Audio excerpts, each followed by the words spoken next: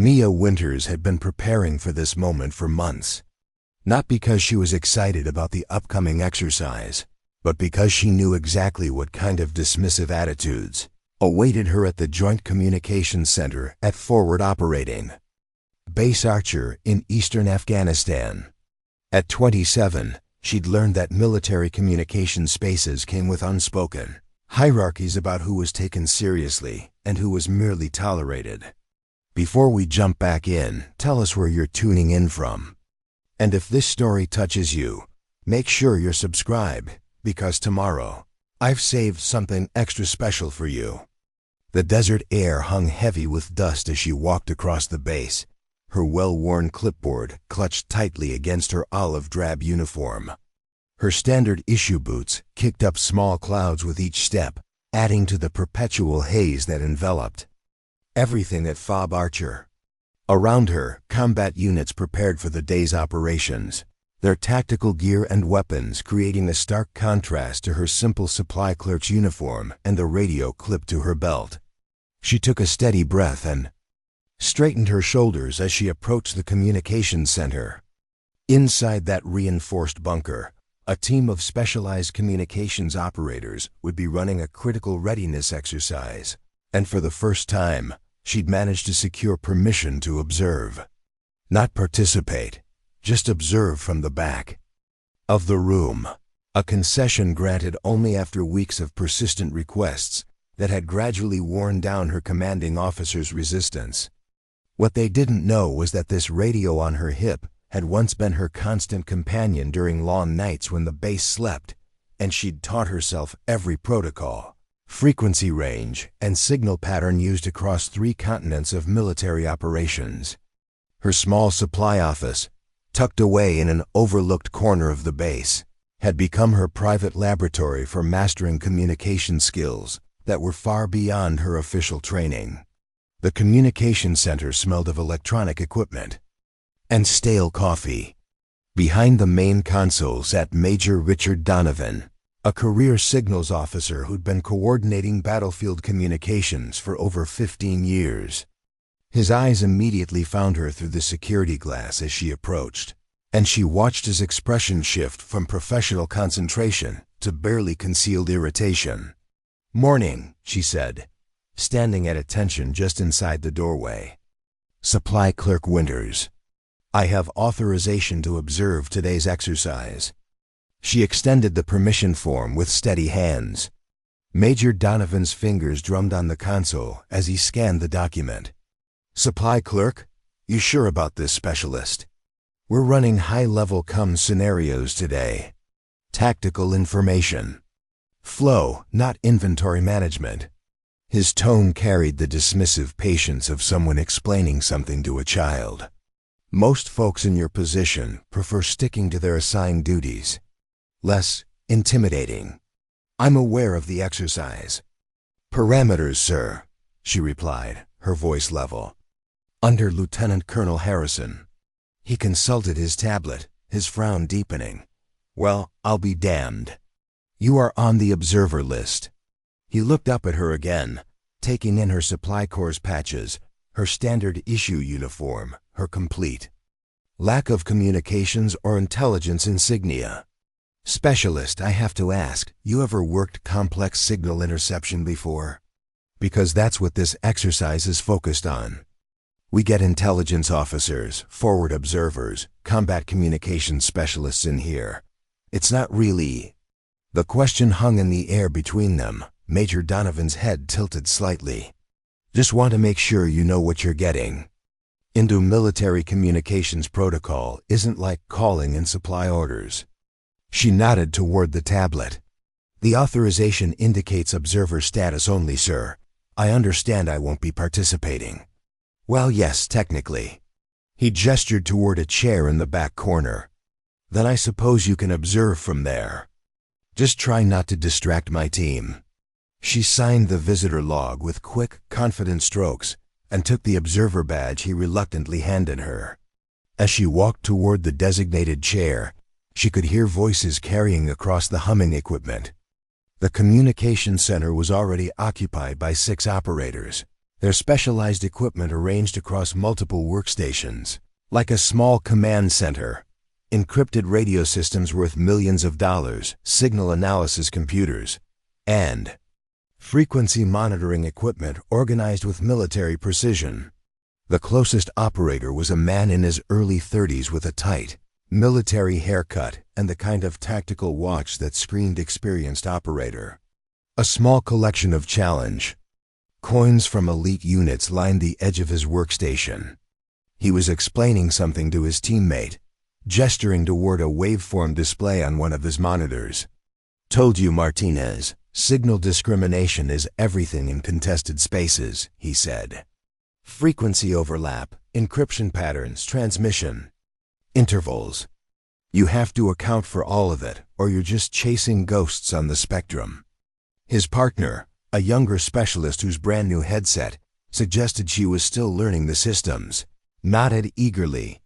"How long did it take you to get comfortable with signal isolation, Sergeant Cooper?" "About 2 years of serious training. But I had the advantage of specialized schooling at Fort Gordon. Most support personnel never develop the ear for this kind of work." They both looked up as Mia approached her designated observation seat, their conversation dying as they took. In her appearance, she could feel their assessment. Supply corps, non-combat, outsider. She'd felt those same eyes on her in the mess hall, at briefings, anywhere that specialized military roles were discussed with the reverence of classified knowledge. Little did they know that she had once identified a Taliban commander's radio signature by recognizing his unique mic keying pattern from 2 mountains away, all from her supply office radio while working late. Preparing and narrating this story took us a lot of time, so if you are enjoying it, subscribe to our channel. It means a lot to us. Now back to the story. "Morning," she said politely, taking her seat in the corner. "Morning, Sergeant Cooper," replied, his tone neutral but his eyes curious. "First time in the comm center?"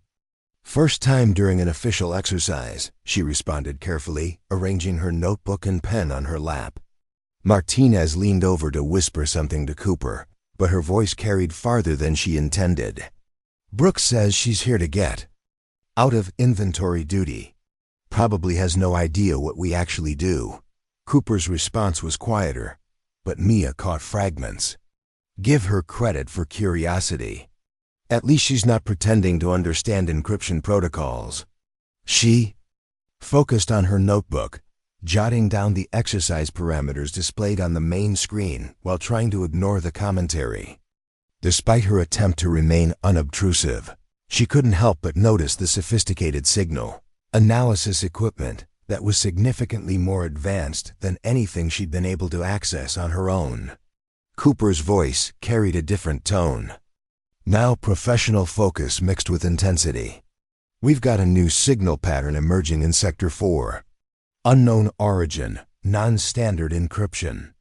She looked up from her notes, immediately recognizing the waveform pattern on his screen.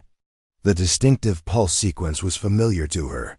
She'd detected similar transmissions 3 weeks ago, while scanning frequencies from her supply office during night inventory.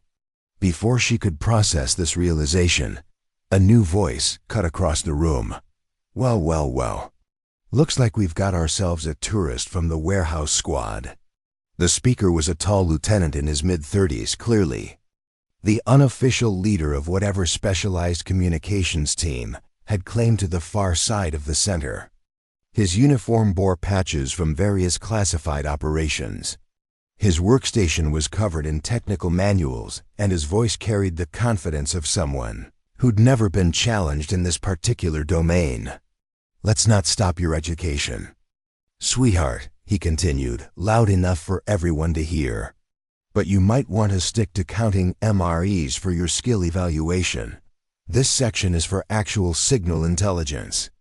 The other operators had gone quiet, watching the interaction with the uncomfortable attention of people witnessing a social mistake. Mia continued writing her observations, but her movements had become more deliberate, more controlled. "What none?"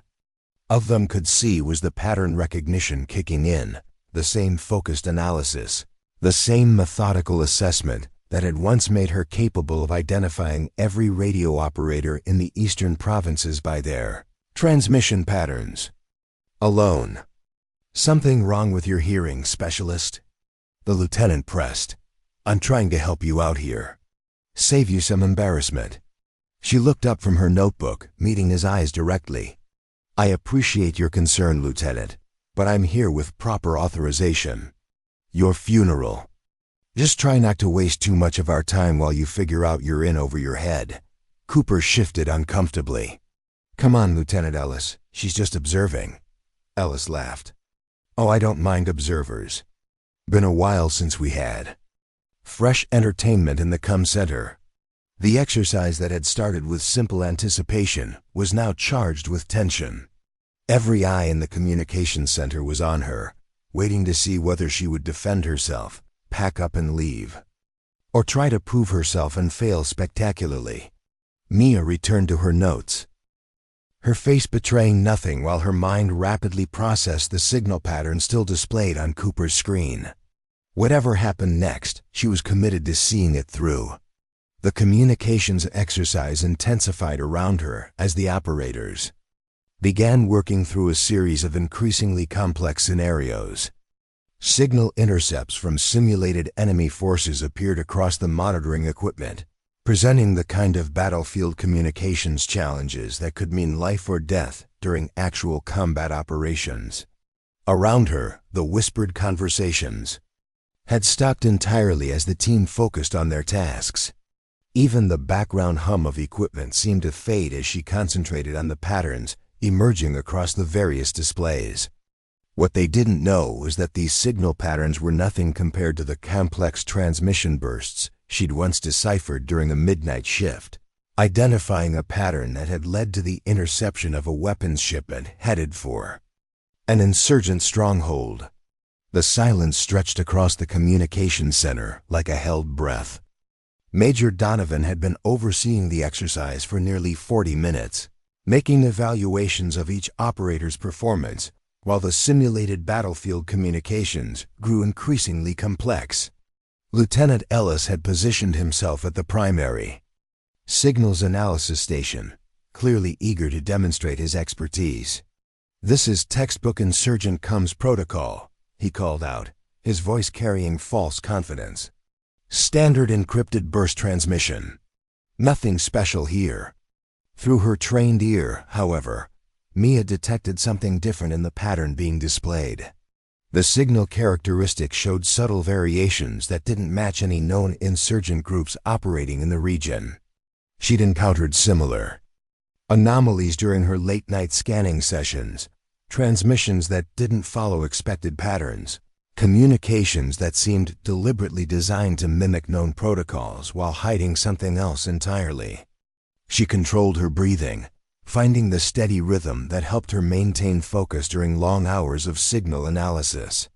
The pattern on the main screen shifted again, the waveform displaying characteristics that triggered her memory. She'd seen this before, 3 weeks ago, while monitoring background chatter during inventory. The same distinctive compression algorithm, the same irregular transmission interval. Her hand moved instinctively to the small notebook tucked in her pocket, where she documented dozens of unusual transmission patterns she'd identified over months of private study.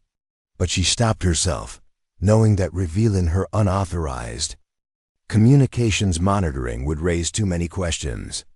The exercise continued for another hour, with increasingly complex scenarios testing the operator's abilities to identify, classify, and respond to various communication threats. Throughout it all, Mia maintained her silent observation, making notes that appeared innocent while her mind cataloged every pattern, every response, every mistake the trained operators made. At 11:27 hours, Major Donovan announced the conclusion of the scheduled exercise. All stations will break for analysis and debriefing.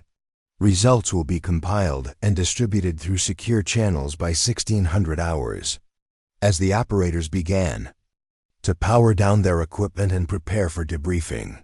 Mia gathered her notes and prepared to leave, having completed her observation as authorized. She'd almost reached the door when her radio crackled to life with a short burst of static. The timing was unusual. All scheduled communications should have been suspended during the exercise.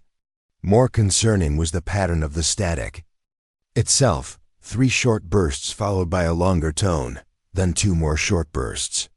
To most ears, it would sound like random interference, but to Mia, it carried the distinctive signature of a manual encryption technique she'd documented from monitoring perimeter communications. She paused, her hand instinctively moving to adjust her radio's settings while her mind processed the potential implications. Before she could react further, Lieutenant Ellis noticed her hesitation. "Something interesting on your supply channel, Specialist? Missing a critical shipment of toilet paper?" The mocking tone carried across the room, drawing snickers from several of the operators. "Just checking my scheduled call-in," she replied evenly, keeping her concerns to herself while mentally calculating the pattern variations she'd just heard. As she left the communications center and walked back across the base toward her supply office, the radio at her hip crackled twice more with the same distinctive pattern. Each time, the transmission was slightly longer, slightly more complex, and significantly more concerning. In her small, cluttered office surrounded by inventory forms and supply requisitions, Mia closed the door and quickly pulled out her personal notebook from its hiding place beneath a stack of maintenance manuals. Pages of handwritten notes documented months of transmission patterns, signal characteristics, and anomalies she'd identified while monitoring communications across the base and surrounding area. She flipped to the entries from 3 weeks prior, confirming what her instincts had already told her. The pattern she'd just heard matched an unusual sequence of transmissions she'd detected while working late, communications that had appeared, disappeared, and reappeared without following any standard military protocol. The radio crackled again, this time with a longer sequence of seemingly random static. To the untrained ear, it would sound like nothing more than equipment interference. But Mia had spent countless hours learning to distinguish between actual noise and deliberately disguised communications. She grabbed a pencil and quickly transcribed the pattern. Short, short, long pause, short, short, pause, long, short, long, then compared it to her previous notes. The match was unmistakable, but the frequency and intensity had increased dramatically. Whatever these transmissions represented, they were escalating. Her hand hovered over the radio, torn between protocols and instincts. Reporting unauthorized communications required following a chain of command that would inevitably lead through Lieutenant Ellis and Major Donovan, neither of whom had shown any inclination to take her seriously. But the pattern suggested something immediate, something potentially dangerous. The decision was made for her when her office door swung open without warning. Captain Sarah Chun, the base intelligence officer, stood in the doorway with an expression that combined curiosity and impatience. "Specialist Winters, I understand you were observing the communications exercise this morning." "Yes, ma'am." "With proper authorization." "I'm not questioning your authorization, Specialist. I'm questioning why you spent the entire exercise looking like you knew something my communications team didn't." Captain Chun's direct approach was legendary on the base. She had a reputation for focusing on results rather than rank or protocol. Mia hesitated, weighing risks against responsibility. "Permission to speak freely, ma'am." "Granted," and closed the door. She closed the door and turned to face the intelligence officer. "I've been monitoring unusual communication patterns during my night shifts. Transmissions that don't match any authorized protocols. I heard the same pattern during today's exercise, and again, just now on my way back to the supply office." Instead of the skepticism she expected, Captain Chun's expression sharpened with interest. "Show me." Mia pulled out her notebook and opened it to the relevant pages. "These are the patterns I've documented over the past 3 months. frequency variations, encryption characteristics, transmission intervals. The pattern has been increasing in both complexity and frequency. Captain Chun studied the notes with the focused attention of someone who understood exactly what she was seeing. And you identified these patterns. How exactly? I taught myself signal analysis during night shifts, ma'am. The supply office has access to general communications channels for logistics coordination. I started noticing patterns that didn't fit standard protocols. So you've been conducting unauthorized signals intelligence from the supply office. It wasn't a question. Yes, ma'am. Instead of the reprimand Mia expected, Captain Chun nodded thoughtfully. How confident are you that these patterns represent intentional communications rather than equipment anomalies? Very confident. MAAM. The sequential variations follow linguistic structures, not random interference patterns. They're deliberate and getting more frequent. As if to confirm her assessment, the radio crackled again with the same distinctive pattern, this time louder and clearer than before. Captain Chun's eyes narrowed as she listened. That's not coming from our people, she said quietly. No, ma'am. I believe it's originating from somewhere within 3 kilometers of the base perimeter, based on signal strength variations I've documented at different locations. Captain Chun was silent for a long moment, her expression unreadable. Then, she made a decision. Specialist Winters, grab your notebook and come with me. We need to have a conversation with some people who might be very interested in your hobby. 20 minutes later, Mia found herself in the base's tactical operations center, surrounded by senior officers who were listening with increasing concern as Captain Cheen explained the situation. Specialist Winters has identified a pattern of unauthorized communications that suggest possible insurgent coordination near our perimeter. The frequency and intensity of these transmissions have increased significantly in the past 24 hours. Colonel James Hargrove, the base commander, turned his attention to Mia. Specialist, in your assessment, what do these communications represent? The question carried the weight of command responsibility. Every officer in the room was now focused on a supply clerk who had never been invited into the talk before today. Sir, based on the pattern escalation and timing intervals, I believe they're coordinating something imminent.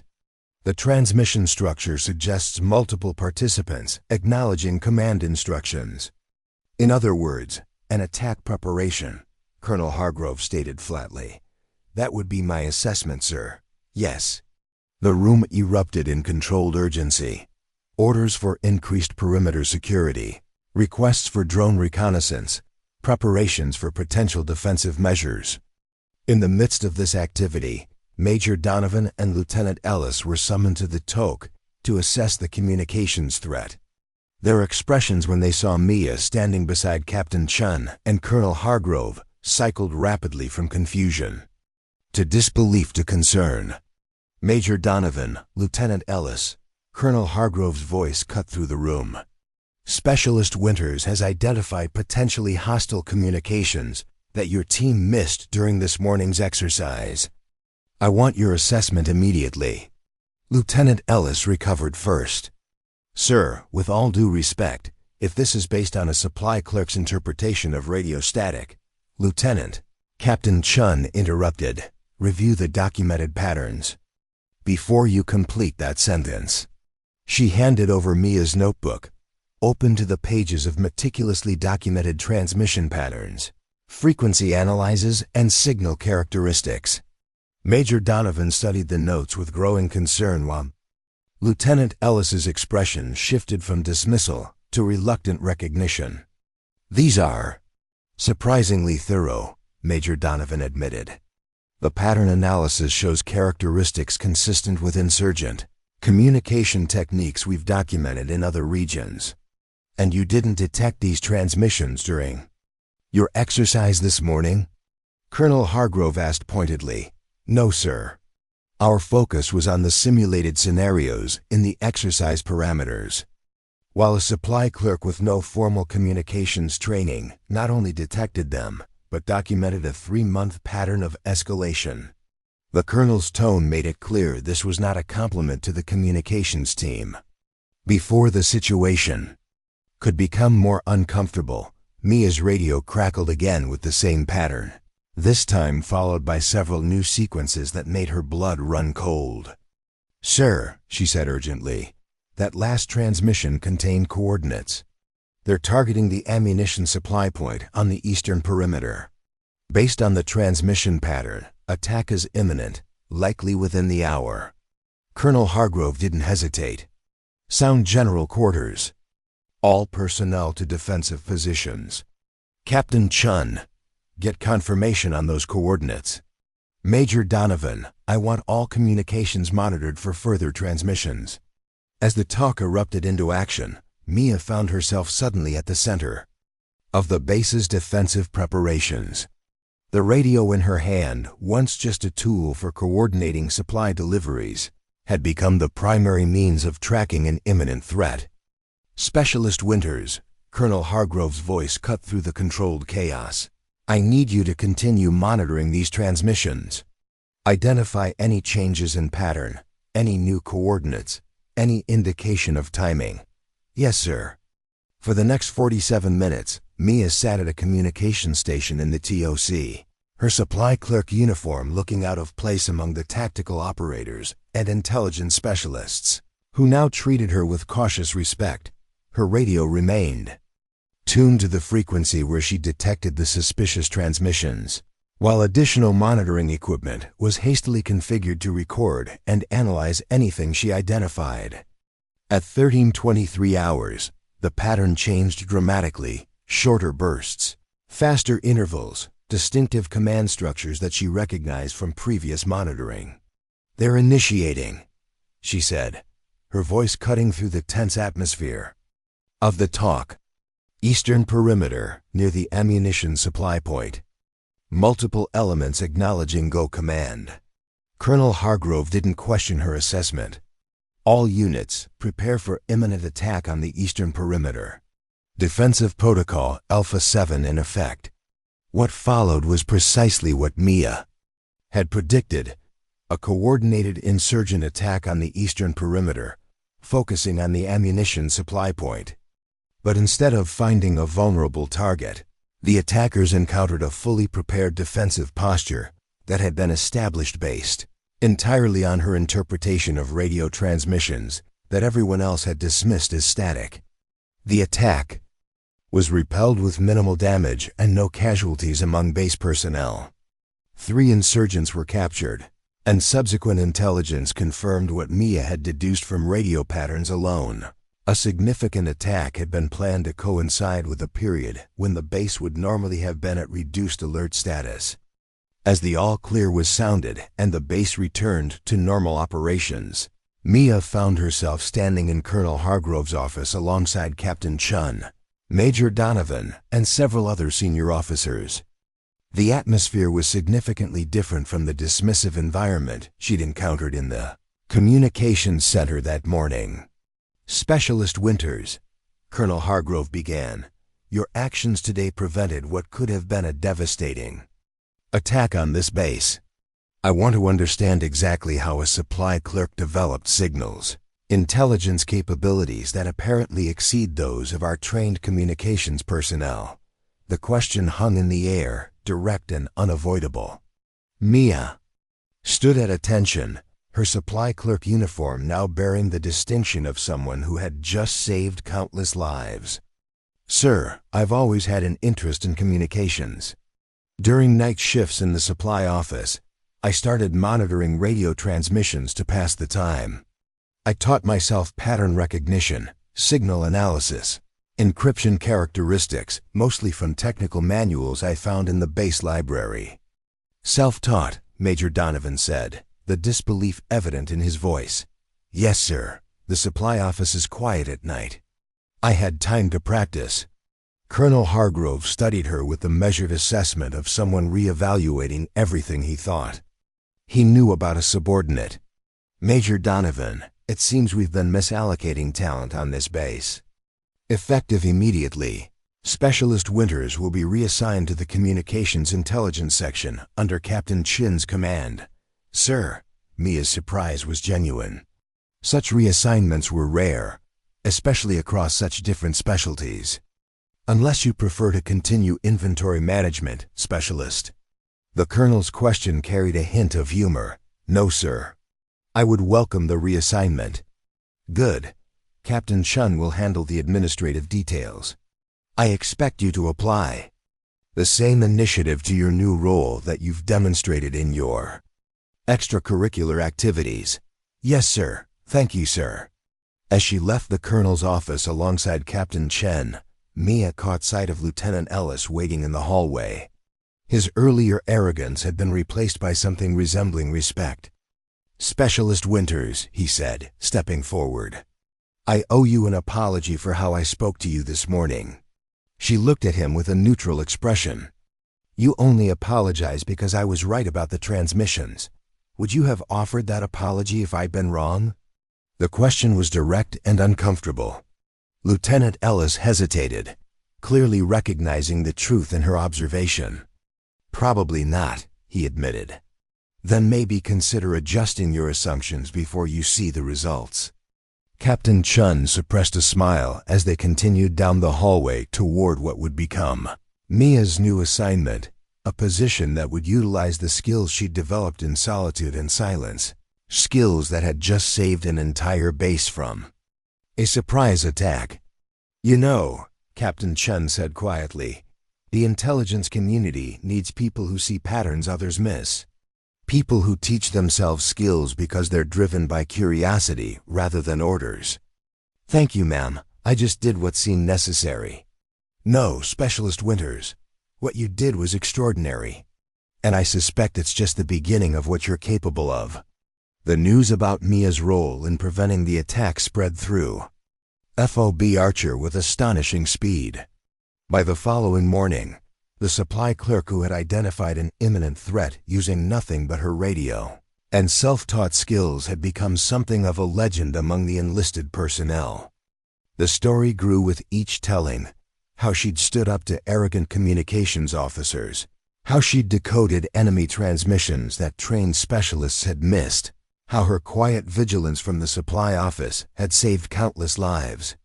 For Mia, the sudden attention was almost as uncomfortable as the previous invisibility.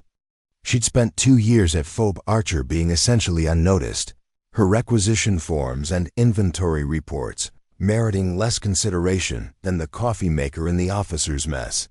Now people stopped conversations to watch her pass senior. Officers nodded in recognition, and her new workspace in the Communications Intelligence Section had become something of an unofficial tour stop for visiting brass. Morning, Specialist Winters, called Master Sergeant Rodriguez as she entered the secure communications facility that had replaced the supply office as her daily post. Ready for another day of saving our collective asses? She managed a small smile. The ribbing was good-natured, a stark contrast to the dismissive tones she'd encountered just days earlier. Just doing my job, Master Sergeant. Your new job, he corrected, sliding a security badge across the desk. Your permanent credentials came through. Welcome officially to SIGINT. The badge felt heavy in her hand. Specialist Mia Winters. Communications Intelligence Division, with security clearance levels that would have been unimaginable during her supply clerk days. In just 72 hours, her entire military identity had been rewritten. Captain Chun was waiting in the main communications hub, surrounded by equipment that made the previous command center look like amateur radio gear. Screens displayed frequency, analyzes signal patterns, and geographical mapping of transmission sources across the entire operational area. Specialist Winters, glad you're here. We've identified some transmission patterns similar to what you documented. I'd like your assessment. The request wasn't perfunctory. Captain Chun's expression made it clear that she genuinely valued Mia's perspective. This new reality, where her opinions mattered and her skills were respected, still felt foreign. Yes, ma'am, I'll review them immediately. The morning passed in a blur of signal analysis and pattern recognition. Mia's self-taught methods sometimes clashed with formal military protocols, but Captain Chun encouraged her to trust her instincts while learning the standardized approaches. Your unconventional thinking is precisely why you caught what others missed, the captain explained during a brief break. We need to enhance that skill, not replace it with doctrine. By midday, Mia had identified 3 distinct communication patterns that warranted further investigation: subtle variations in transmission, protocols that suggested coordinated activities beyond the base perimeter. Her recommendations were included in the daily intelligence briefing without question or hesitation. As she headed to the mess hall for lunch, a voice called from behind her. "Specialist Winters, hold up." She turned to find Lieutenant Ellis approaching, his expression considerably more respectful than during their previous encounters. "I wondered if I might have a word." "Of course, Lieutenant. I've been reviewing your signal analysis techniques. Your pattern recognition methodology is unconventional but remarkably effective." The admission clearly cost him some pride. "I'd be interested in understanding how you developed it. A week ago, such a conversation would have been unimaginable. Now it felt like part of her new normal necessity and limited resources, sir. In the supply office, I didn't have access to advanced analysis equipment. I had to rely on recognizing auditory patterns and manual documentation. Sometimes constraints breed innovation," he acknowledged. "The communications team is conducting advanced signal interception training tomorrow. Captain Chun suggested you might provide some insights from your unique perspective." The invitation represented a complete reversal of her previous status. From unwelcome observer to requested instructor in less than a week.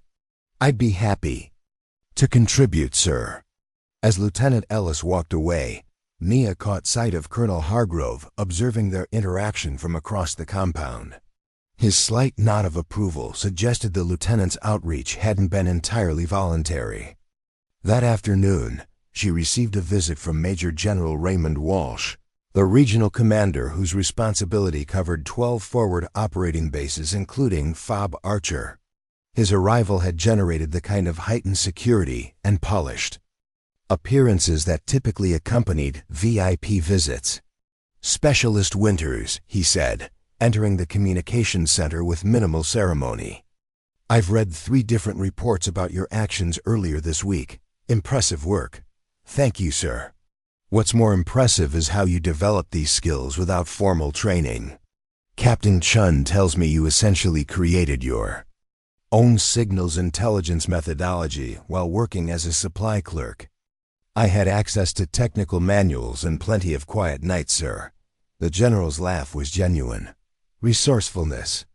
That's a quality we can't teach." He studied her for a moment before continuing. "I understand you've been officially reassigned to communications intelligence." "Yes, sir. The transfer was approved yesterday." "Good, but I'm curious.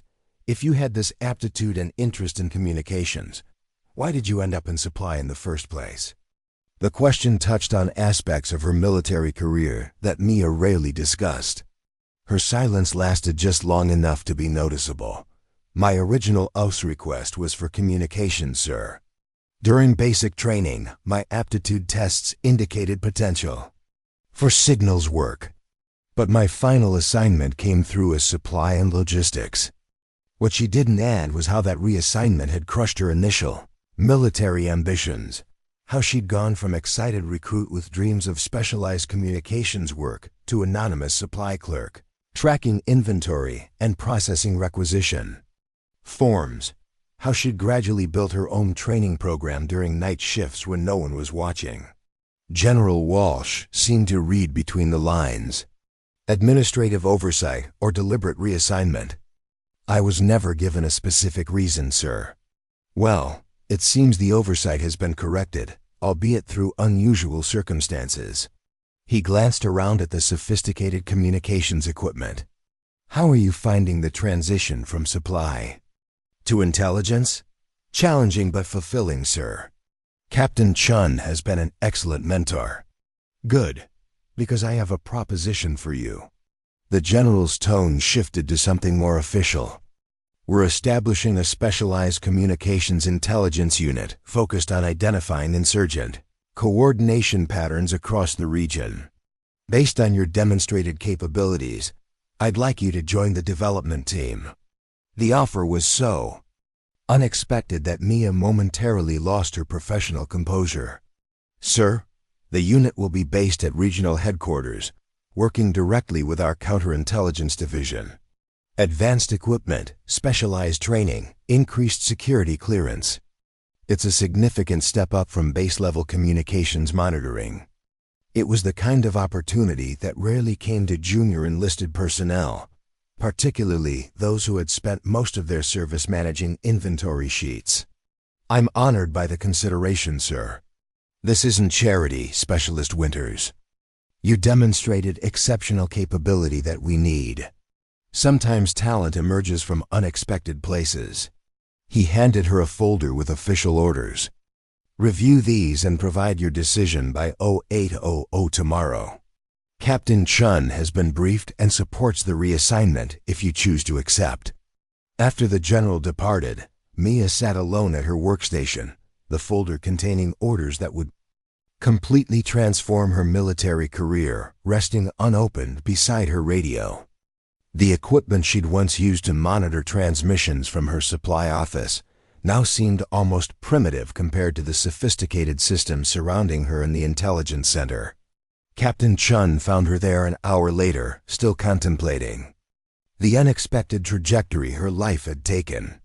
General Walsh briefed me on his offer, the captain said, taking a seat beside her. It's an exceptional opportunity. It's overwhelming, Mia admitted. A week ago, I was tracking toilet paper inventory. Now I'm being recruited for specialized intelligence work. That's the military for you. Nothing happens for years, then everything happens at once. Captain Chun's smile was understanding. For what it's worth, I recommended you for the position before the general ever arrived. Your skills are wasted at the base level. I'm not even formally trained in communications intelligence. Neither was anyone else, until they were. Training can provide structure and protocol, but it can't create the intuitive pattern recognition you demonstrated. That's innate. Before Mia could respond, her radio crackled with a brief transmission, 3 short bursts followed by a longer tone, then silence. The pattern was instantly familiar. That's the same signature, she said, immediately alert. The same pattern from before the attack. Captain Chun was already moving. Can you locate the source? Mia adjusted her radio settings with practiced efficiency, her self-taught skills becoming more valuable with each passing second. Signal strength suggests it's coming from somewhere northwest of the base, approximately 3 to 4 kilometers based on atmospheric conditions and time of day. You can determine that from a handheld radio? Signal propagation varies predictably based on environmental factors. I documented the relationships between signal strength, distance, and conditions.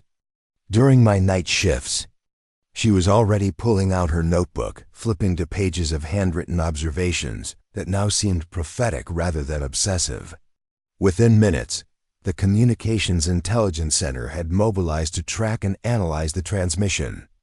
Equipment that would have seemed magical to Mia just days ago was now being deployed to expand on the initial identification she'd made with her basic radio. Transmission origin confirmed at 37 kilometers northwest of base perimeter, reported the senior signals analyst. Pattern matches previously documented insurgent communications prior to the eastern perimeter attack. Colonel Hargrove arrived moments later, immediately grasping the situation. Same players? Similar transmission characteristics, sir, Mia responded. But the pattern suggests reconnaissance rather than imminent attack. They're gathering information, not coordinating action. You can determine their intent from the transmission pattern. The colonel's question wasn't skeptical. He genuinely wanted to understand her methodology. Frequency of transmission, duration of signal bursts, and response intervals all indicate information gathering rather than action coordination. She pointed to her documented patterns. These shorter bursts with longer pauses are consistent with observation reporting, not attack synchronization. Colonel Hargrove turned to Captain Chun. Recommendations? Increased perimeter security, counter-surveillance measures, but no direct action yet. We may learn more by monitoring than by responding overtly. Agreed. Specialist Winters, I want you personally monitoring these transmissions. If the pattern changes toward anything resembling attack coordination, I want to know immediately. Yes, sir. For the next 14 hours, Mia remained at her station, tracking transmission patterns with an intensity that impressed even the veteran intelligence specialists. Her ability to distinguish subtle variations in seemingly identical signals allowed the team to identify 3 distinct communication sources, all coordinating some form of surveillance operation around the base perimeter. By 0300 hours, she had mapped a complete communication network operating in the shadows around FOB Archer. Positions, movement patterns, coordination protocols, all extracted from radio transmissions that most operators would have dismissed as background noise. It's not an attack force, she explained to the bleary-eyed intelligence team during the pre-dawn briefing. It's an intelligence gathering operation. They're mapping our security responses, documenting patrol patterns, identifying vulnerabilities, preparing for a future attack. Captain Chun concluded. Yes, ma'am. But the transmission patterns suggest they're still in early planning stages. Days, possibly weeks from operational readiness. Colonel Hargrove absorbed this assessment with the gravity it deserved. Options? We could move against their observation posts now, but we'd likely miss elements of their network, Captain Chun suggested. Or we could feed them misleading information. Let them think they're gathering valuable intelligence while we identify more of their network. A counterintelligence operation, Colonel Hargrove nodded. Specialist Winters, your assessment? Again, the weight of command consultation, something that would have been unimaginable during her supply clerk days. Their communication patterns indicate they believe their transmissions are secure. They're not using advanced encryption or frequency hopping. If we move against them now, they'll simply change tactics and we'll lose our visibility. I recommend controlled deception. Operations while we continue mapping their network. The colonel's decision was immediate. Make it happen. Captain Chun, coordinate with counterintelligence. Specialist Winters, continue monitoring and mapping their communications network. I want every node identified before we take action. As the briefing concluded and exhausted personnel headed for much-needed rest, General Walsh appeared in the doorway. He'd apparently been observing from the back of the room. Specialist Winters, a word. She followed him to a small conference room adjacent to the main communications center, unsure what to expect. I understand you've been on duty for over 14 hours tracking these transmissions. Yes, sir. The pattern recognition requires consistent monitoring to identify relationship networks. Impressive dedication. He gestured to the folder she'd been given the previous day. Have you reviewed the reassignment offer? In truth, with the sudden emergence of new insurgent communications, she'd barely had time to consider the general's proposal. Not thoroughly, sir. Events have been developing rapidly. Indeed they have. Which is precisely why I'm modifying the offer. He produced a new folder with updated orders. Instead of joining the development team at regional headquarters, I'm establishing a mobile communications intelligence unit that will deploy to hotspots across the region. Your demonstrated capabilities would be invaluable in this role. The modified assignment represented an even more significant advancement, not just specialized intelligence work, but leadership in a mobile unit with regional responsibilities. The assignment comes with promotion to sergeant and specialized training at Fort Gordon, After this current situation is resolved, the general continued, Captain Chun has agreed to release you from base duties once we've addressed the immediate threat. Mia struggled to process the rapid evolution of her military career. 1 week earlier, she'd been a supply clerk whose greatest responsibility had been ensuring accurate inventory counts. Now she was being offered promotion and specialized unit leadership based entirely on skills she'd taught herself during quiet night shifts. This is unexpected, sir. Talent usually is, Specialist Winters. The most valuable capabilities often emerge from unlikely places. The general's expression was serious but encouraging. The military is generally good at identifying conventional talent through established channels. We're less effective at recognizing unconventional skills that don't fit neatly into our training programs. Your situation represents both our failure and our opportunity. We missed your aptitude initially, but we have the chance to correct that mistake now. His candid assessment of institutional shortcomings was surprising coming from such a senior officer. Thank you for the opportunity, sir. I'd be honored to accept the assignment. Excellent. Complete your current mission tracking these insurgent communications.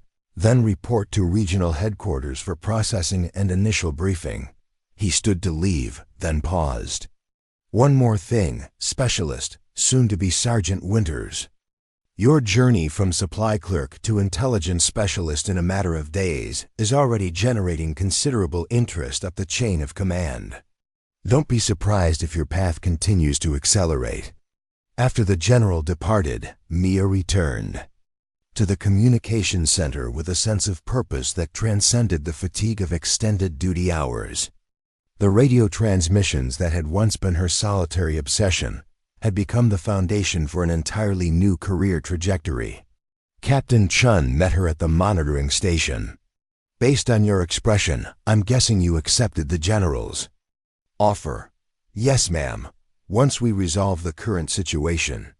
Good. The military needs people who can think beyond established protocols. The captain gestured toward the communications equipment. Any changes in transmission patterns? Nothing significant yet. They're maintaining standard reconnaissance communications. Then get some rest. You've been monitoring for over 16 hours. Fresh perspective will be valuable when you return. The walk to her barracks felt surreal, the same path she'd traveled countless times as an anonymous supply clerk, now taken as a recognized intelligence specialist with promotion orders and specialized assignment in hand. Around her, FOB Archer continued its normal operations, unaware that the quiet supply clerk who had once been virtually invisible was now tracking insurgent networks that threatened everyone within its walls. Her small room in the enlisted barracks hadn't changed, the same narrow bed, the same metal desk, the same footlocker containing her few personal possessions. But the occupant had transformed completely. The radio that had once been her secret companion during long nights of self-education now represented the bridge between her past and the future she could never have imagined. As she prepared for much-needed sleep, her personal radio crackled. With a transmission that hadn't come through the official monitoring equipment. The pattern was distinctive but unfamiliar, not matching any of the insurgent communications she'd been tracking. This was something new, something specifically directed at frequencies that military channels rarely monitored. She grabbed her notebook and quickly documented the pattern, her exhaustion temporarily forgotten as her mind processed the implications.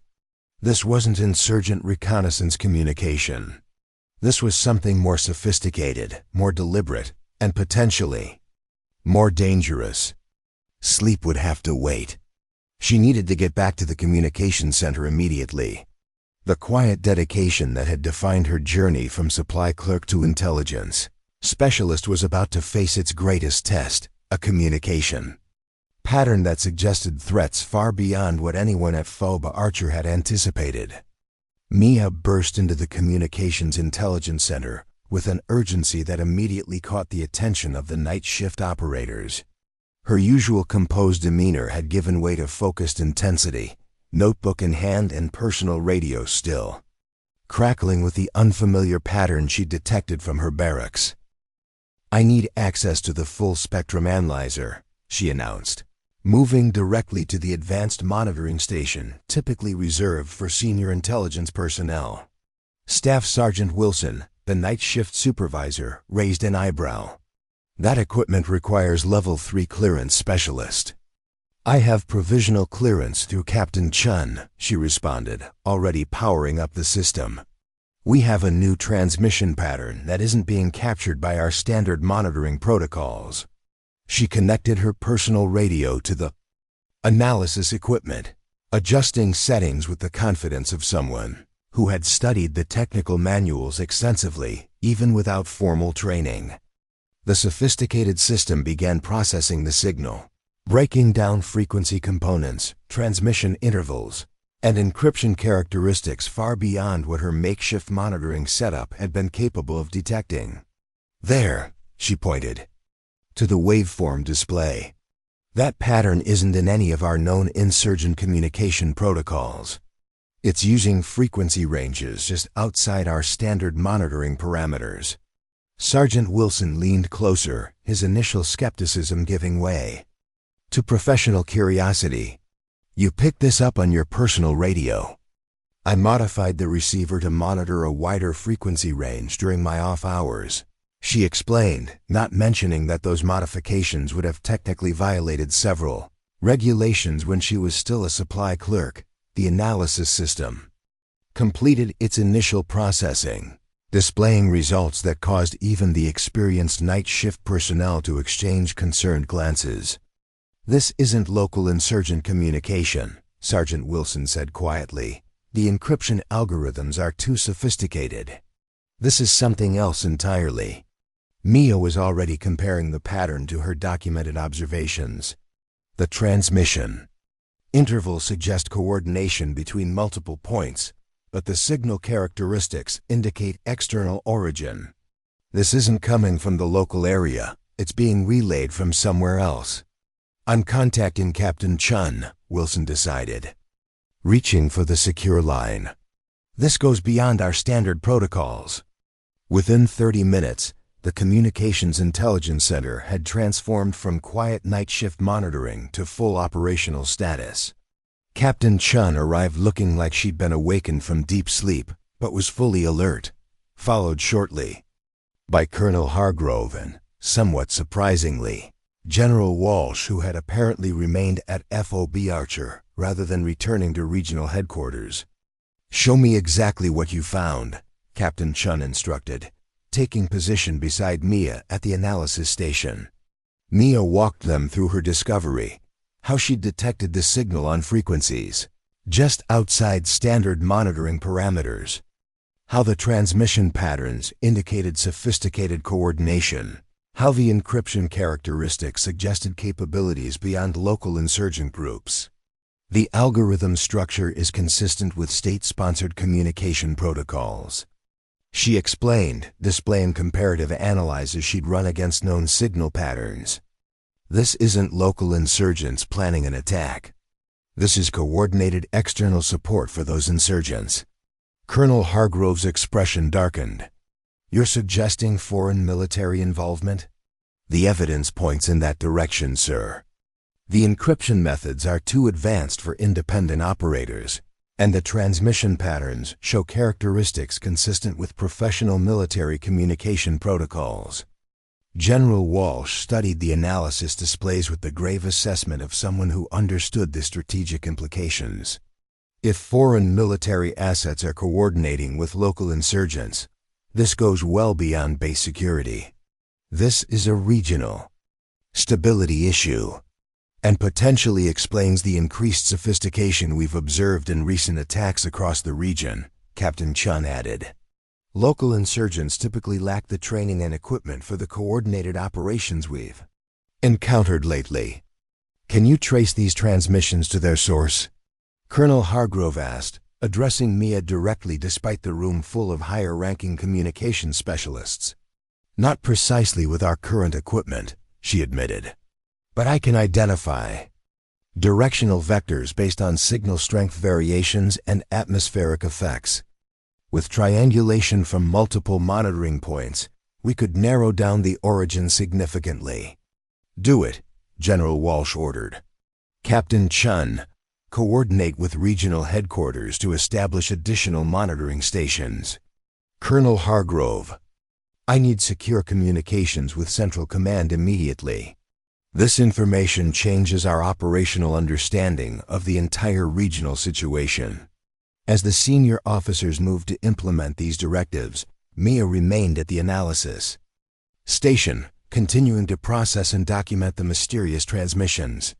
What had begun as a personal discovery in her barracks had escalated into a regional security matter with potential strategic implications.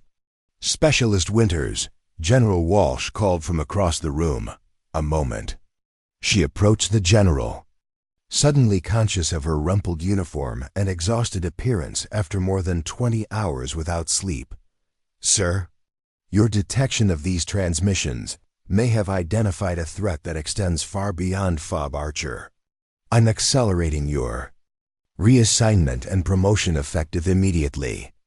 I need you at regional headquarters coordinating our signal intelligence response across all forward operating bases in the area. The rapid advancement from supply clerk to regional intelligence coordinator in less than a week was unprecedented. But the urgency of the situation overrode normal bureaucratic timelines. I'll need a portable version of this analysis equipment, she said, her mind already focusing on the operational requirements rather than the personal advancement, and access to historical signal data from all bases in the region. You'll have whatever resources you need, the general assured her. Transport leaves in 90 minutes. Captain Chun will handle the equipment transfer. Be ready. As she gathered her notes and prepared for immediate deployment, Mia caught sight of Lieutenant Ellis entering the communication center, summoned from sleep by the escalating situation. His expression when he saw her at the center of the activity combined residual skepticism with growing respect. Specialist Winters, he acknowledged, approaching her workstation. I understand you've identified something significant. Potentially, sir. Foreign military communications coordinating with local insurgent elements. He studied the analysis displays, professional assessment overriding any lingering personal bias. Your pattern recognition methodology is remarkable. Most of our trained operators would have missed this. Coming from Lieutenant Ellis, the acknowledgement represented a complete reversal of his initial dismissal of her capabilities. Thank you, sir. Different perspectives sometimes reveal what standard protocols miss. Indeed. He hesitated, then added, I understand you're being transferred to regional headquarters. That's well-deserved. The conversation was interrupted by Captain Chun. Specialist Winters, your transport is preparing for departure. Equipment is being loaded now. 90 minutes later, Mia found herself aboard a military helicopter speeding toward regional headquarters, her personal belongings hastily packed in a duffel bag and her precious notebooks secure in a tactical case alongside the portable signal analysis equipment she'd requested. Beside her sat Captain Chun, who had been reassigned to coordinate the regional response. Your life has certainly changed course rapidly, the captain observed, raising her voice above the helicopter's roar. Mia nodded, still processing the whirlwind transformation of her military career. From supply clerk to regional intelligence in less than a week. It doesn't seem real. Sometimes the right person in the right place changes everything. Captain Chun studied her thoughtfully. Though I suspect you would have eventually found your way to intelligence work even without the dramatic circumstances. I'm not sure about that, ma'am. The system doesn't typically allow for much lateral movement, especially for enlisted personnel. True enough. The military isn't known for its flexibility and career progression. Captain Chun's smile held a hint of irony, which makes your trajectory all the more remarkable. From counting inventory to potentially identifying foreign military involvement in regional insurgency. That's quite a leap. The helicopter banked sharply as it approached regional headquarters, a sprawling military complex that served as the command center for operations across 5 provinces. The scale dwarfed FOB Archer, with dozens of buildings, multiple landing zones, and security perimeters that extended for miles. As they touched down, Mia was surprised to see a reception team waiting on the tarmac, not the typical transport. Greeting, but senior intelligence officers who approached the helicopter with obvious urgency. Colonel Rivera, Captain Chun greeted the lead officer. I didn't expect a personal welcome. This situation has elevated significantly, the colonel replied, his expression grave. Central Command has been briefed on Specialist Winter's discovery. We have new intelligence suggesting this may connect to activities we've been tracking across multiple theaters. Mia followed the officers toward a secure building set apart from the main headquarters complex.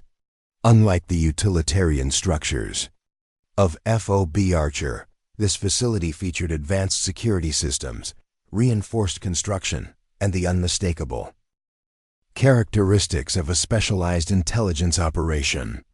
Welcome to Regional Signals Intelligence Command, Colonel Rivera said as they passed through multiple security checkpoints.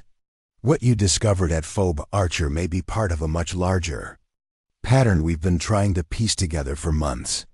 The interior of the facility revealed technology far beyond anything Mia had accessed previously. Wall-sized displays showing signal patterns across the entire region, workstations manned by intelligence specialists with years of training, and equipment that represented the cutting edge of military communications technology.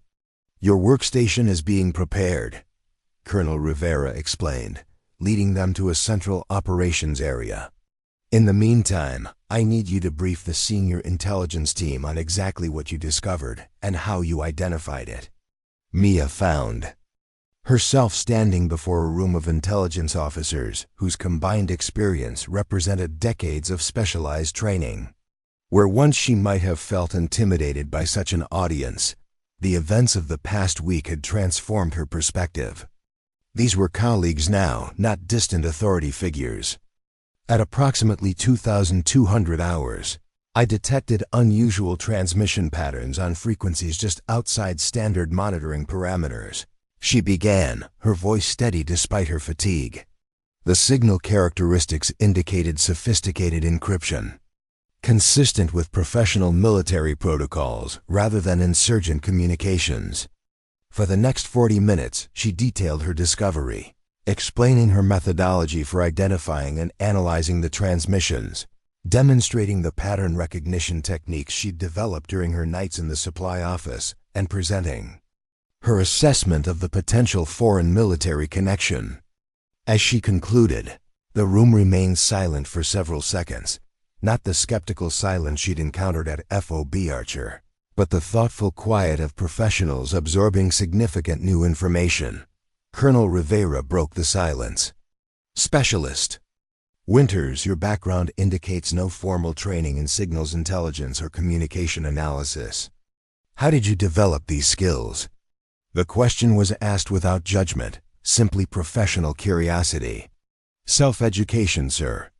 During night shifts at the supply office, I had access to technical manuals and enough quiet time to study them thoroughly. I modified my standard issue radio to monitor a wider frequency range and developed my own documentation system for tracking pattern variations, essentially creating your own signals intelligence methodology without institutional support, Colonel Rivera summarized. Impressive initiative. Thank you, sir. Well, that initiative has identified what may be a critical piece of a puzzle we've been trying to solve for months. He gestured toward the main display screen, which now showed a map of the entire region with signal detection points highlighted across multiple provinces. We've been tracking anomalous communications that didn't fit known insurgent patterns, but couldn't identify the specific characteristics that distinguished them. Your methodology provided the missing framework.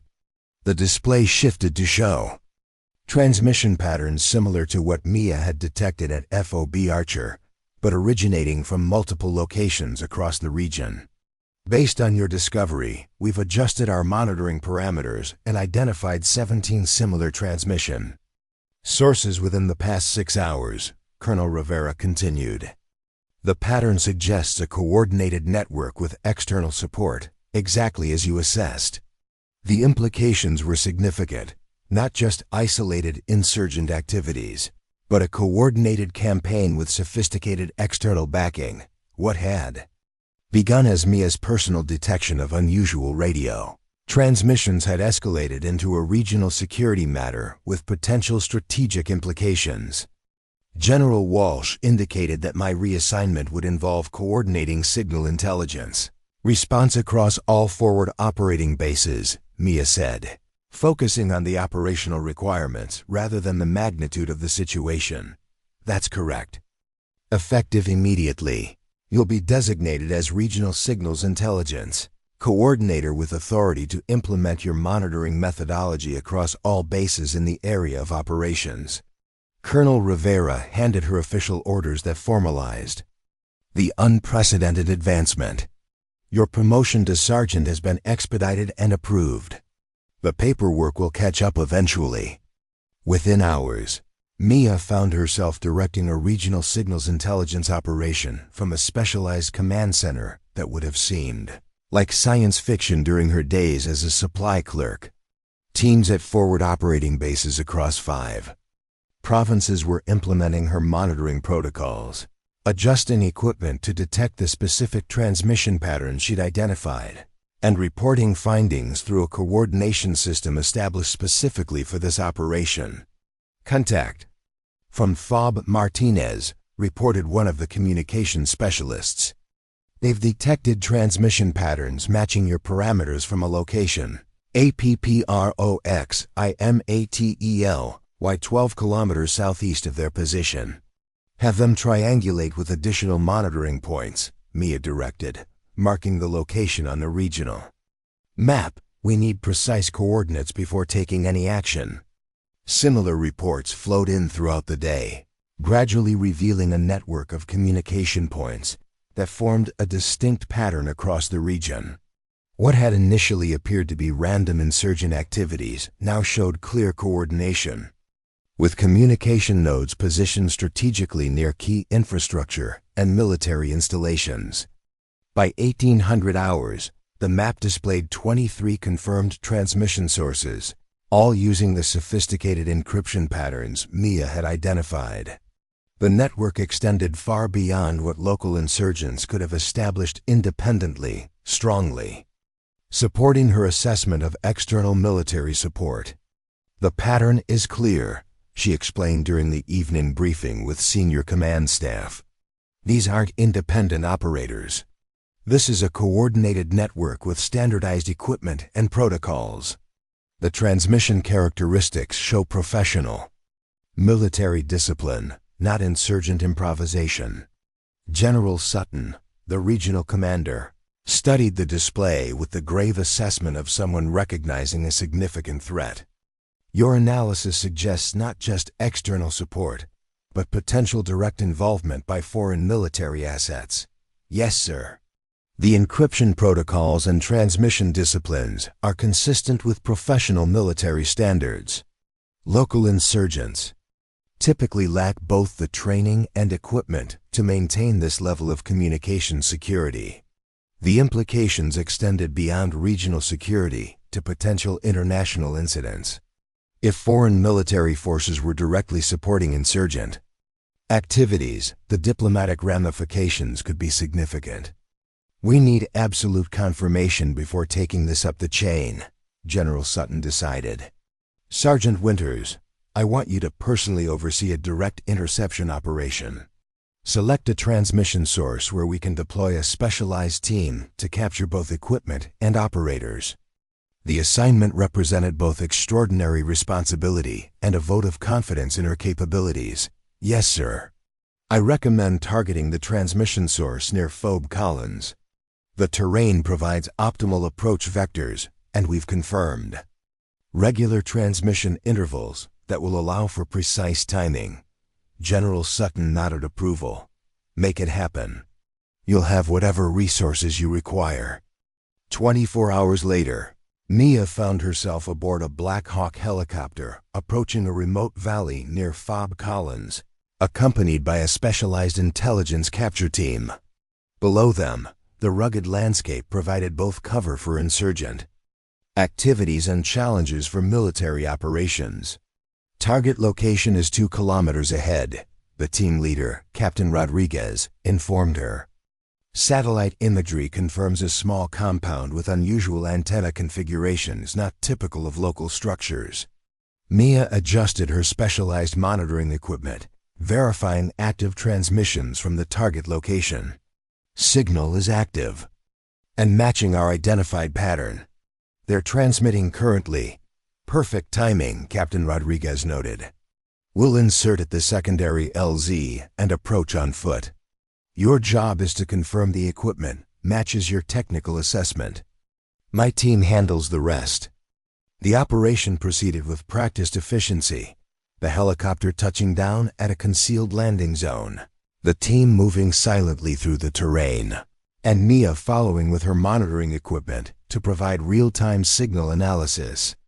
As they approached the target compound, she detected variations in the transmission pattern that triggered immediate concern. Hold position, she whispered urgently into her comm system. Transmission pattern has changed. They're sending an alert signal. Captain Rodriguez froze, signaling his team to take cover. Are you certain? Absolutely. The pattern shifted to what I believe is their emergency protocol. They know we're here. The captain assessed their situation with professional calculation. How? We're still outside visual range, and we've maintained communications discipline. Mia's mind raced through possibilities, her self-taught pattern recognition connecting dots that might have eluded conventional analysis. The transmission shift occurred precisely when our helicopter changed course toward the secondary LZ. They must have surveillance beyond the compound perimeter. Recommendations? The question represented complete professional respect. A special operations captain deferring to the assessment of a signals specialist who had been a supply clerk just days earlier. The alert pattern suggests they're preparing to destroy equipment rather than defend the position, she analyzed. Standard procedure for intelligence operations caught in compromise. We have maybe 10 minutes before they complete data destruction protocols. Captain Rodriguez made his decision. We move now. Direct approach, maximum speed. Priority is securing the communications equipment intact.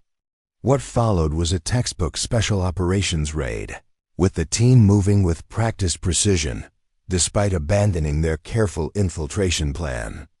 Mia remained in a protected position, monitoring transmission patterns and providing real-time updates as the situation evolved. Transmission has stopped completely, she reported as the team breached the compound perimeter. They've either shut down or are preparing final destruction sequences.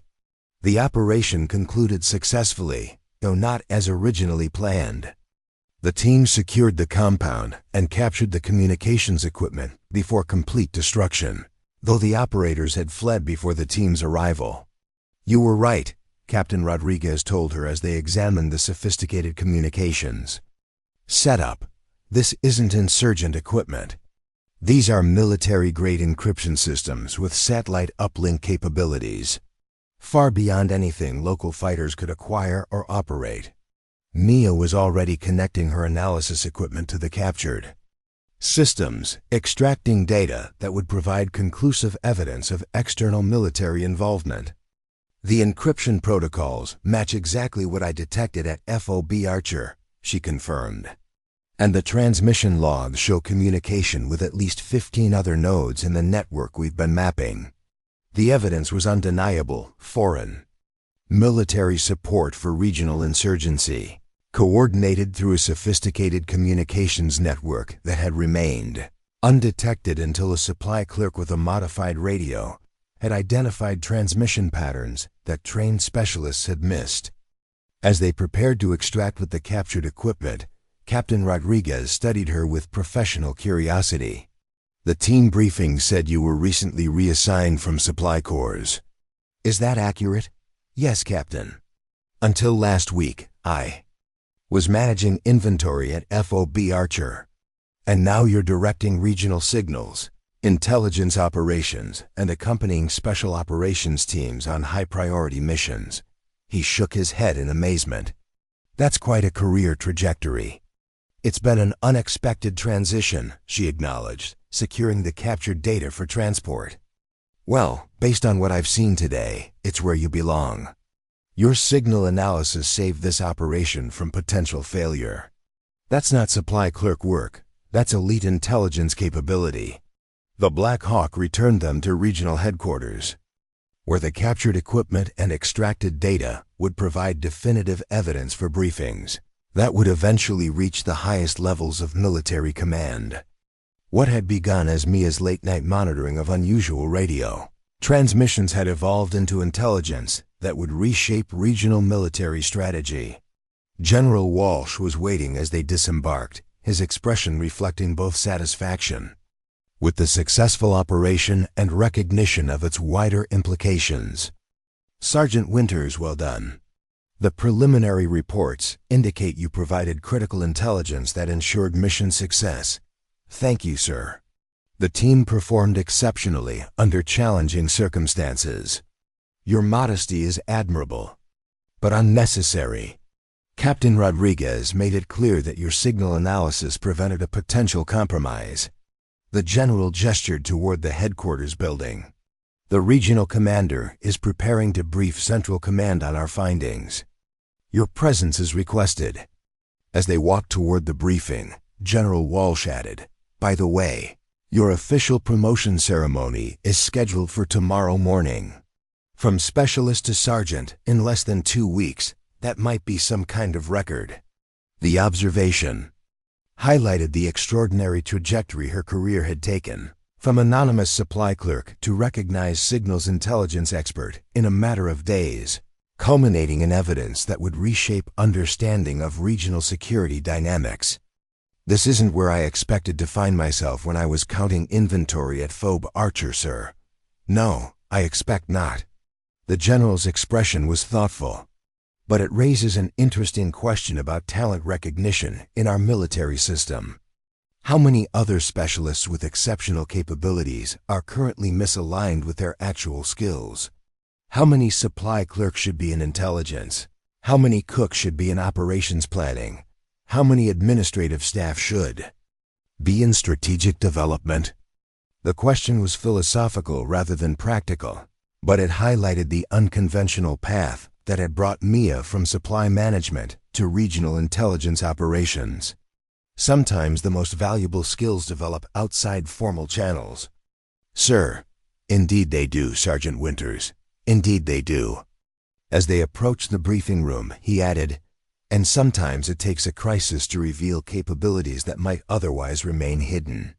Your journey from supply clerk to signals intelligence specialist may end up changing more than just regional security operations. It might change how we identify and develop talent throughout the military. 6 months after her discovery of the foreign-backed communications network, Sergeant Mia Winters stood before a very different audience than she could have imagined during her days managing inventory at FOB Archer. The Pentagon briefing room contained senior military leadership from across all branches, intelligence directors, and strategic planning officers whose combined experience represented centuries of military expertise. The Regional Signals Intelligence Initiative has identified and neutralized 37 sophisticated communications nodes across 4 operational theaters, she explained, gesturing to the detailed map displayed on the main screen. Each node utilized encryption protocols consistent with foreign military standards rather than insurgent capabilities. Her presentation was confident, precise, and backed by months of successful operations that had dismantled the covert communications. network she'd first detected with her modified radio. What had begun as a personal discovery had evolved into a strategic intelligence initiative that had reshaped understanding of regional security dynamics. The initiative's success stems primarily from unconventional monitoring methodologies, she continued. By focusing on pattern recognition rather than content decryption, we've been able to identify communication nodes even when we cannot immediately access the encrypted content. General Harrison, the Joint Chiefs representative, leaned forward with evident interest. This approach differs significantly from our standard signals intelligence protocols. What prompted the methodological shift? The question touched directly on the unconventional journey that had brought her to this briefing room. Necessity and limited resources, sir, she answered honestly. The initial detection occurred using a standard issue radio with modified receiving parameters. Without access to advanced decryption tools, I focused on identifying patterns in transmission timing, frequency utilization, and signal characteristics rather than content analysis. What she didn't add was that those limitations had resulted from being a supply clerk working alone during night shifts, using equipment never intended for sophisticated signals intelligence. That context was included in her official file, but seemed unnecessary to emphasize in this forum. Sometimes constraints breed innovation, General Harrison noted, echoing Lieutenant Ellis's observation from months earlier. The results speak for themselves. 37 communication nodes neutralized, corresponding to a 64% reduction in coordinated insurgent activities across the region. The briefing continued for another 40 minutes, covering operational details, strategic implications, and recommendations for implementing similar methodologies across other theaters. Throughout, Mia maintained the professional composure that had become her hallmark, despite the surreal nature of briefing Pentagon leadership after beginning her journey counting supply inventory. As the session concluded, General Maxwell, the Army Chief of Staff, approached her directly. Sergeant Winters, exceptional presentation. I understand your background includes no formal signals intelligence training prior to this initiative. That's correct, sir. My formal training began after the initial discovery, but the core methodology was developed through self-education and practical application. Remarkable. The general studied her with the assessment of someone who had spent decades identifying and developing military talent. Even more remarkable is how quickly you've adapted to leadership roles within the intelligence community. Your performance evaluations from regional command are among the strongest I've seen for someone so early in their intelligence career. Thank you, sir. I've had exceptional mentorship. Yes, General Walsh speaks very highly of your capabilities. He paused, then added, I understand you're scheduled to begin Advanced Signals Intelligence training at Fort Gordon next month. Yes, sir. The Advanced SIGINT qualification course. Good. But before that begins, I would like you to participate in a special project here at the Pentagon. He handed her a folder with classified markings. We are establishing a talent identification initiative designed to recognize unconventional capabilities within our existing personnel. Your experience transitioning from supply to intelligence makes you uniquely qualified to contribute. The assignment represented yet another unexpected turn in her rapidly evolving career from supply clerk to Pentagon Special Project participant in less than a year. I am honored by the opportunity, sir. It is not honorary, Sergeant Winters. Your journey from supply management to signals intelligence, exactly the kind of talent misalignment we are trying to address. Too often our personnel assignment systems fail to identify capabilities that do not emerge through conventional channels. 2 days later, Mia found herself in a specialized working group comprised of senior officers, personnel management specialists, and training developers, all focused on creating new methodologies for identifying untapped talent within military ranks. The traditional model relies heavily on entrance aptitude testing, formal education, and standardized training progressions, explained Colonel Jensen, the project lead. But Sergeant Winter's experience demonstrates that exceptional capabilities often develop through self-education, practical application, and unconventional paths that our current systems do not adequately capture. For the next 3 weeks, Mia contributed insights from her unconventional journey, helping develop new assessment tools designed to identify hidden talents, regardless of current assignment or formal training. Her perspective as someone who had navigated from supply clerk to regional intelligence coordinator provided valuable counterbalance to the institutional viewpoints of career officers. The key insight from your experience, Colonel Jensen noted during one planning session, is that initiative and self-development can create capabilities that formal training might never have identified. Your signals intelligence methodology was not taught in any course. You developed it through necessity and application, and would likely have remained undiscovered if not for the base attack that forced me to demonstrate it, Mia added. That is the core challenge. How do we identify these capabilities before crisis situations make them apparent? The question became central to their developing initiative, creating pathways for personnel to demonstrate unconventional skills without requiring emergency situations to reveal them. During her final week at the Pentagon, before departing for Fort Gordon, Mia received an unexpected visitor to her temporary office. Lieutenant General Claire Davidson, the recently appointed Director of Military Intelligence, arrived without ceremony, but with evident purpose. Sergeant Winters, she greeted, closing the door behind her. I have been following your work since the initial reports from Regional Command reached my desk. Your journey has become something of a case study in talent recognition, failure, and recovery. I am not sure how to respond to that characterization, ma'am. General Davidson smiled slightly. It is not a criticism of you, Sergeant.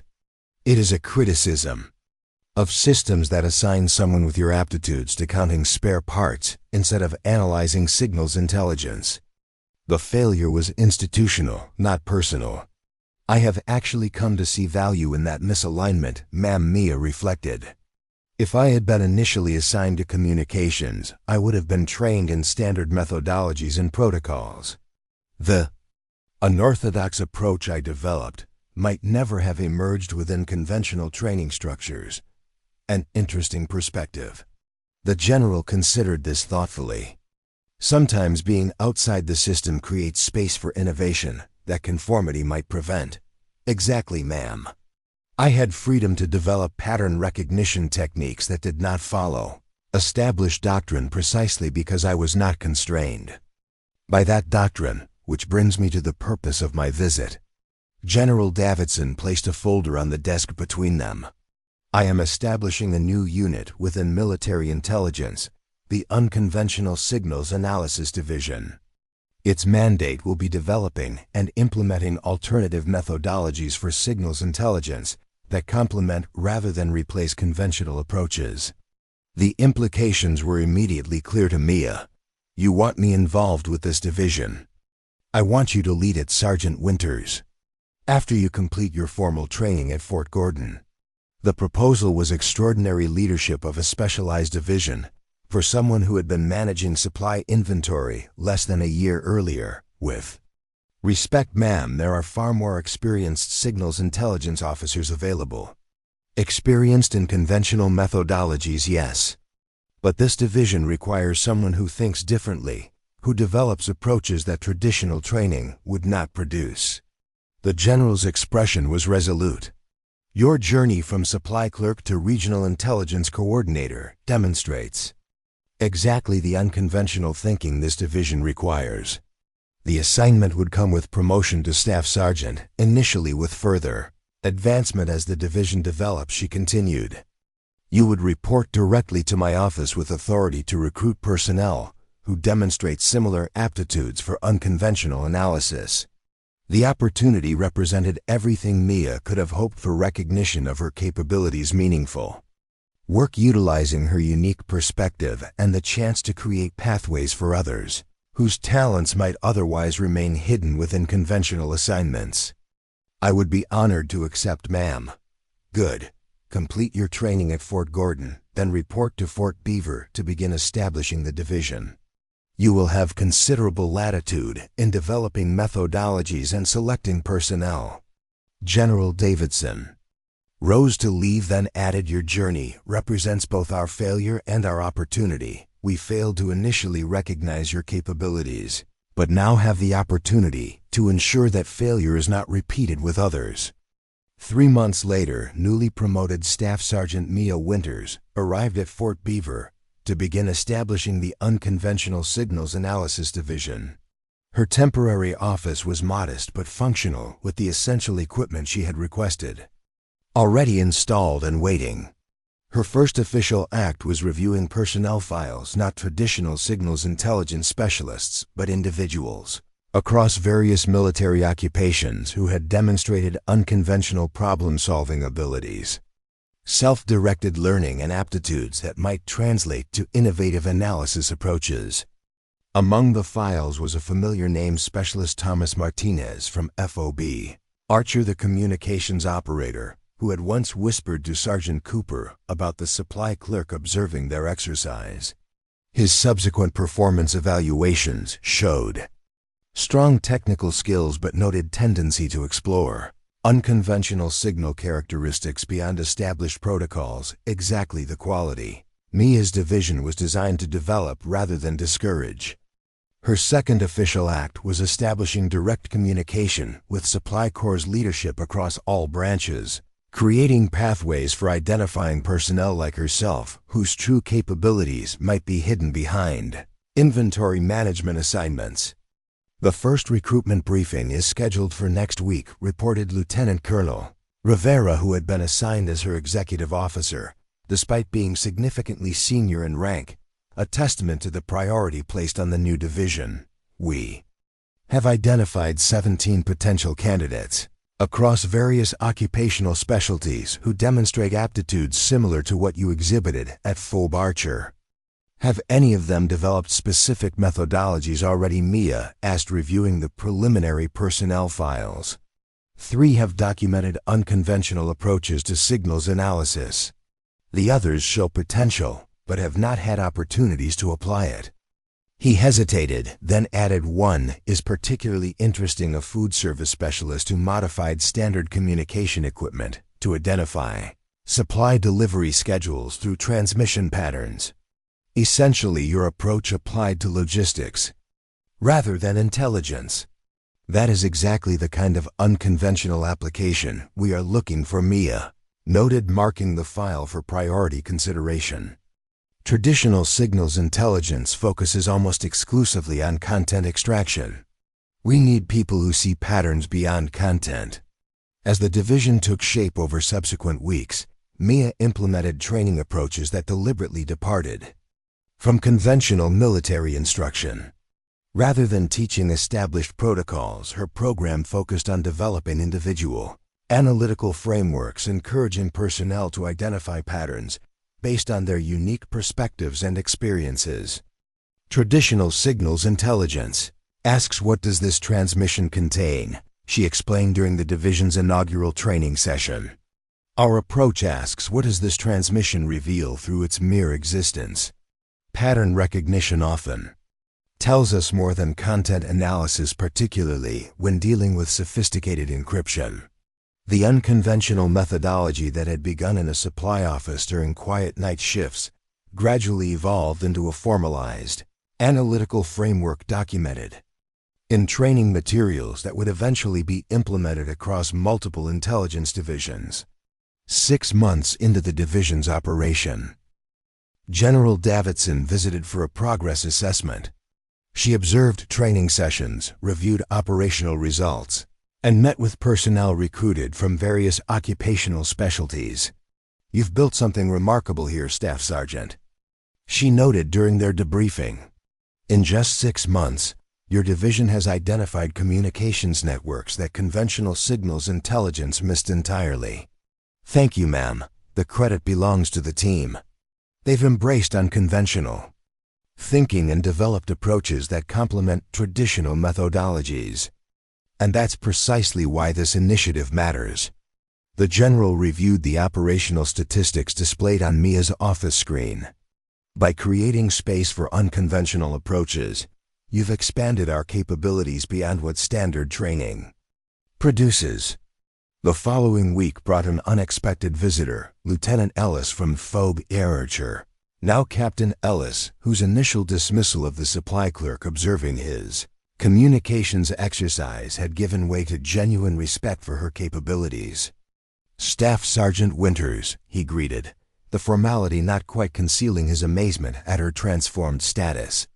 Your division's reputation is spreading throughout the intelligence community. Captain Ellis, welcome to Fort Beaver. She gestured toward a chair in her office. What brings you to our unconventional corner of signals intelligence? Curiosity initially, he admitted. The methodology your division has developed is generating significant interest at regional command. Your pattern recognition framework has identified communication networks that conventional approaches missed entirely. The framework developed organically from necessity, she explained. When you don't have sophisticated decryption tools, you focus on what the transmissions reveal through timing, frequency utilization, and signal characteristics. Which is precisely why I'm here. He handed her a folder containing operational reports from the region where her journey had begun. We're encountering new communication patterns that don't match anything in our conventional databases. Your approach might be exactly what's needed. The request represented a full-circle moment. The officer, who had once dismissed her presence in the communications center, now seeking her expertise to address challenges conventional methods couldn't solve. We'd be happy to assist, she assured him. I'll assign a team immediately. As Captain Ellis rose to leave, he hesitated, clearly wanting to address their shared history, but uncertain how to approach it. Something else, Captain? I owe you an apology, Staff Sergeant. A more substantial one than I offered at FOB Archer. My dismissal of your presence in the communications center represented exactly the kind of institutional blindness that nearly wasted your talents entirely. Water under the bridge, Captain. The military is gradually learning to recognize capabilities, regardless of where they emerge, thanks to your example. His acknowledgement was genuine. Your journey from supply clerk to division leader has become something of a legend.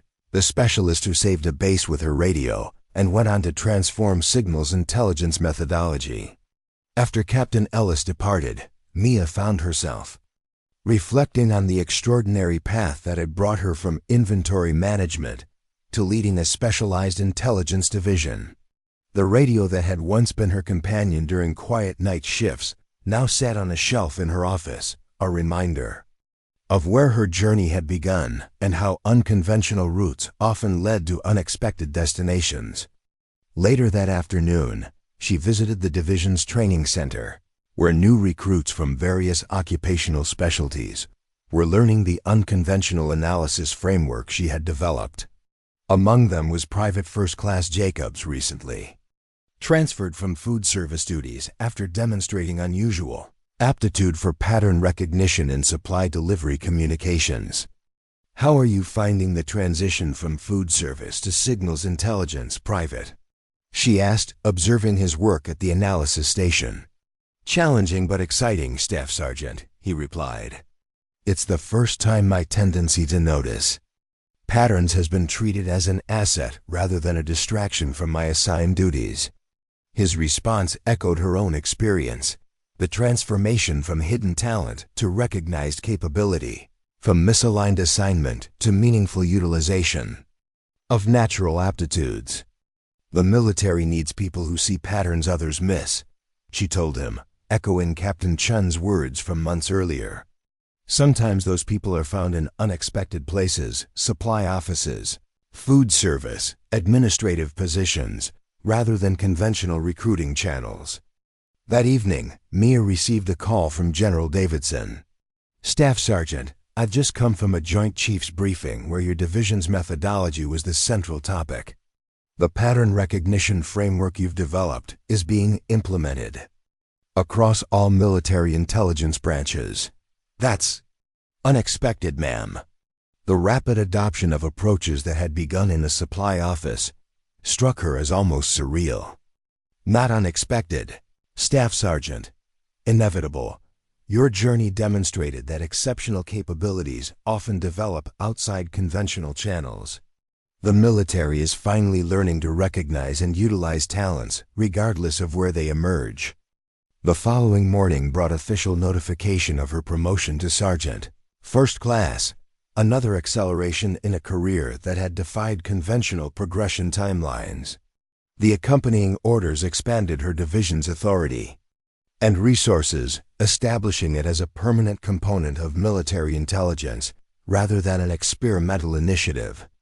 As she pinned on her new rank, Mia reflected on the supply clerk who had once monitored radio transmissions during quiet night shifts, teaching herself pattern recognition techniques that conventional training would never have developed. That supply clerk could never have imagined briefing Pentagon leadership, establishing specialized intelligence divisions, or transforming methodologies across multiple military branches. Yet the core insight remained unchanged. Patterns revealed truth when one knew how to recognize them, whether in radio transmissions, personnel capabilities, or institutional structures.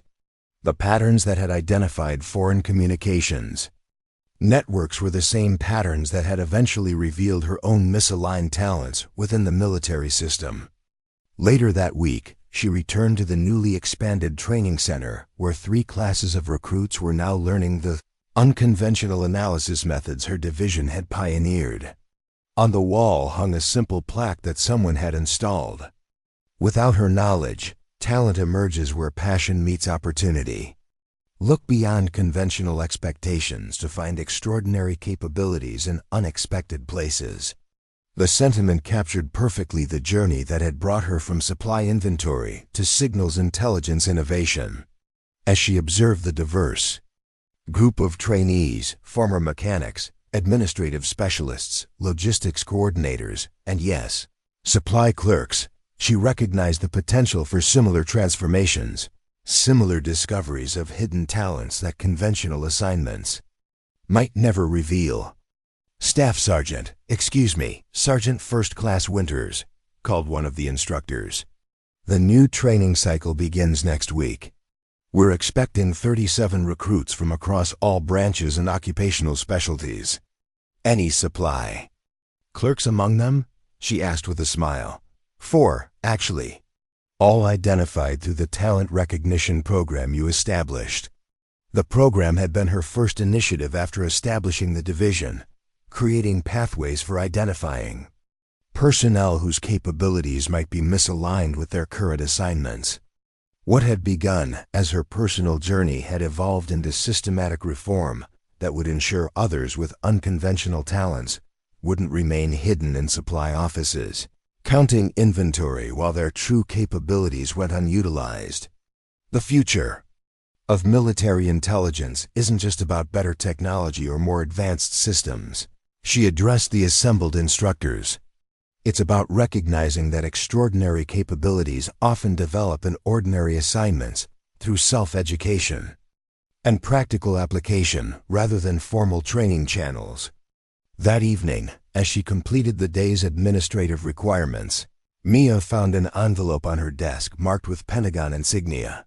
Inside was a brief note from General Harrison, the Joint Chiefs representative who had questioned her methodology. During the Pentagon briefing months earlier, Sergeant First Class Winters, your journey from supply clerk to signals intelligence innovation exemplifies what our military must become. An organization that recognizes talent regardless of where it emerges, that values unconventional thinking alongside traditional expertise, and that creates pathways for exceptional capabilities to find meaningful application. What began with a supply clerk's modified radio has evolved into transformation of our entire approach to personnel development. Well done.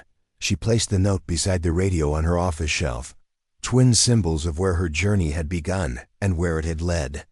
Everyone had once ignored the supply clerk with her modified radio and unconventional monitoring habits. Now that same supply clerk was transforming how the military identified, developed, and utilized talent across all branches and specialties. The quiet dedication that had defined her nights in the supply office had become the foundation for systematic change that would ensure others with hidden talents wouldn't remain overlooked. Sometimes the most profound transformations began with the simplest acts, like a supply clerk who decided to listen more carefully to radio transmissions that others dismissed as background noise. Up next, you've got 2 more standout stories right on your screen. If this one hit the mark, you won't want to pass these up. Just click and check them out. And don't forget to subscribe and turn on the notification bell so you don't miss any upload from us.